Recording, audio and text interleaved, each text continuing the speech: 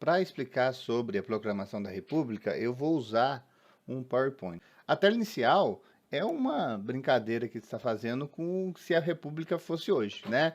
Se a proclamação da República fosse hoje, ela ia ser comentada por memes e por hashtags dentro do Facebook, Twitter, seja qual rede for, né? Então tem uma brincadeira aqui. Então, para entender um pouquinho, vamos só pontuar. Antes da proclamação da República, o Brasil ele vivenciou o que a gente chama de período regencial, tá?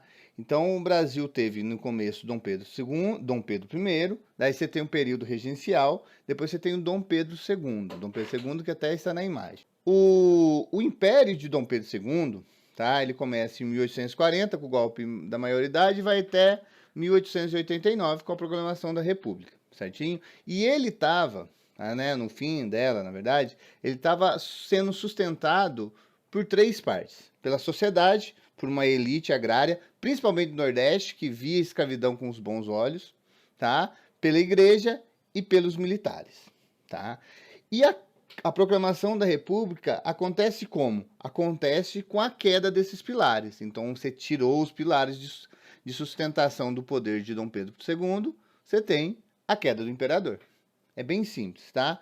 Tanto é que a gente chama de questões. Então, você tem a questão da igreja, a questão dos militares e a questão, né, que eu vou colocar aqui, questão da sociedade, mas você vai encontrar em outros lugares, da questão da escravidão. Tudo bem? Que é a principal questão. Então, vamos pela questão dos militares, primeiramente. Que os militares saíram vitoriosos da Guerra do Paraguai e se tornam heróis. O povo enxerga os militares como heróis. Tudo bem? Os militares não tinham tanta força política, tá, dentro do reinado, tá, do segundo reinado. Eles vão vagarosamente galgando esse poder político, tá, e começam, né, já que eles, né, são os heróis e tudo mais, eles têm uma insatisfação. Pô, se eu sou herói, né, venci o Paraguai, então eu mereço um melhor salário, né, um melhor sistema de promoção, e começam a exigir, né, da monarquia essas questões, tá? Outra coisa que vai irritar os militares é a questão da censura, tá? Eles são proibidos de dar opinião e acabam sendo até presos por causa disso, tá? A outra questão é a questão da igreja. Vamos só voltar um pouquinho. Os reis, desde Portugal, eles ganharam poder, na verdade, o Papa concedeu a esses reis o que a gente chama de padroado régio, tá? Nada mais é que o chefe religioso, o maior chefe religioso dentro do reino, ou, né, no caso do Brasil, do império, dentro do império, é a figura do imperador.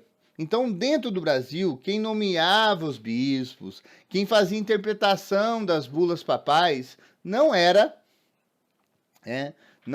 o Papa, nem os bispos, era o próprio imperador. Tá? Ele tinha poder para fazer isso, tá? Poder dado para ele pela igreja, tá? Bem antes desse acontecimento que eu vou explicar para vocês aqui, só para vocês terem uma ideia. Então, acontece o seguinte, outra coisa interessante. Parte desses reis eram maçons, eles participavam de maçonaria, até Dom Pedro II era um maçom. A igreja sempre foi contra as maçonarias, tá? Chegou a proibir as maçonarias e a proibir de novo. O Papa Pio IX, ele vai fazer a bula papal Silabus, né? Proibindo, condenando, né, a representação maçônica. Os bispos recebem essa carta, né? E, opa, se o Papa condenou, eu também vou condenar. Só que o Dom Pedro II é um maçom. E a hora que ele pega, ele é o chefe da igreja, fala assim, opa, peraí, não vai condenar a maçonaria, não. E acaba criando, né, uma briga entre Dom Pedro I, Dom Pedro II e esses bispos, tá? Os dois principais é o Vital Maria e o Antônio de Macedo. Essa briga, para você ter uma ideia, vai parar lá na Itália, vai parar lá no papado, tá? E Dom Pedro II prende os dois bispos, tudo bem? Depois ele volta, mas o copo já estava quebrado, a igreja já não olha com bons olhos Dom Pedro II. Outra questão é a sociedade. Primeira coisa que a gente tem que enxergar na sociedade. Já na época da vinda da família real para cá, você já tinha uma divisão da sociedade, né, uma divisão bem a grosso modo, entre conservadores que, né, queriam conservar as coisas como estavam e os liberais que tinham uma visão mais progressista de mundo. No caso aqui, os conservadores queriam manter Dom Pedro II no poder, tudo bem? E os liberais, eles queriam uma república mais constitucional, uma ideia de uma política mais libertária, com mais liberdade para as regiões brasileiras, né? mais liberdade para as localidades brasileiras. Tá? Esse pensamento desses liberais, vai modificando com o tempo, chegando a eles acreditarem na questão republicana. Tanto é que em 1870 eles vão fazer o Manifesto Republicano e vão criticar toda a centralização política do Império. Tudo bem? Porque no Brasil, quem mandava mesmo é o imperador. Você tem uma ideia? O imperador, ele tinha duas figuras de poder dentro da figura do imperador. Ele era o chefe do executivo, tipo o nosso presidente. Ele tinha o poder moderador. Olha que interessante, ele era executivo, ele mandava executar as coisas, ele já tinha um poder gigantesco nas mãos, um poder político gigantesco nas mãos, e ainda poderia moderar. Quem controlava o conflito entre o legislativo, o judiciário e o executivo era a figura do executivo na figura do moderador. Então, Dom Pedro II tinha um poder muito grande nas mãos. Tudo bem? E o Manifesto Republicano questionava essas questões. Tudo bem? Essa centralidade também do poder do Rio de Janeiro. Então, o Rio de Janeiro mandava em todo o Brasil com uma força ferrenha, entendeu? E eles eram contra isso. Tinha o exemplo dos Estados Unidos, que também era uma federação, quer dizer, cada estado tinha a sua autonomia, certinho? Então, havia essas questões. Outra questão importante dentro da sociedade na época era a questão da escravidão. A escravidão era o maior sustentáculo que tinha Dom Pedro II no poder. Tudo bem?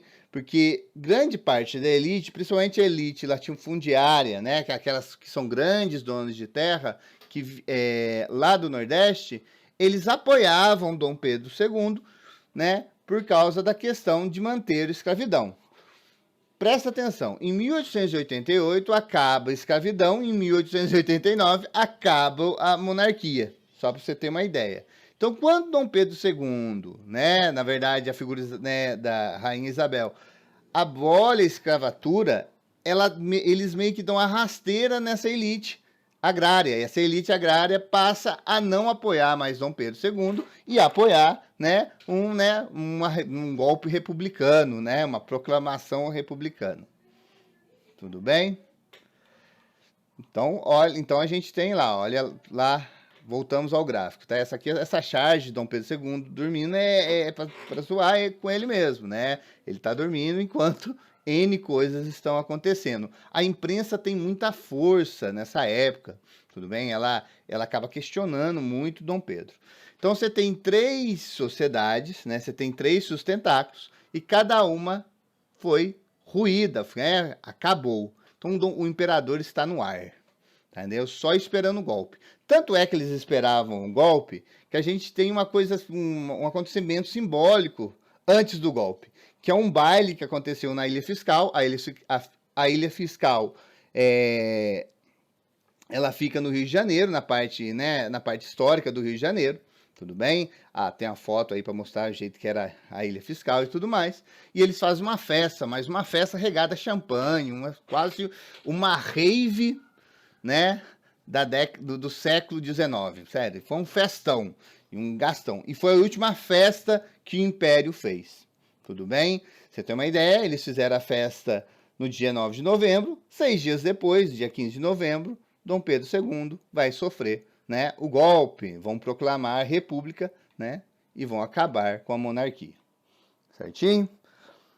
Como que foi proclamado a república? Vamos lá. A figura central da proclamação da República é o nosso primeiro presidente, tá? Que é o Marechal Deodoro da Fonseca, tá? E é interessante porque o Deodoro ele tem uma amizade muito grande com Dom Pedro II. Opa, desculpa. O Marechal Deodoro da Fonseca tem uma amizade muito grande com Dom Pedro II.